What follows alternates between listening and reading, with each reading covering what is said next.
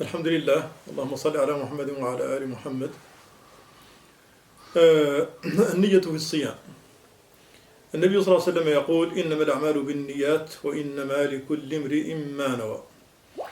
وقد دل هذا الحديث على أنه لا بد من النية في كل عمل، ولكن ليعلم أن النية إنما هي العزم في القلب، والغالب أن الإنسان إذا دخل رمضان فإنه يعتزم في قلبه أنه سيصوم رمضان، وهذا يكفي من النية.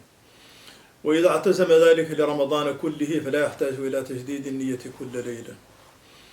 وإذا تسحر مثلا فهذا يدل على أنه ينوي الصوم، فهذه كلها قرائن على النية. إذن النية هي اعتزام المؤمن أن يصوم رمضان أو يصوم أياما معينة، فإذا وقع هذا العزم في القلب فقد تمت النية، فيكتفي الإنسان بذلك. السلام عليكم.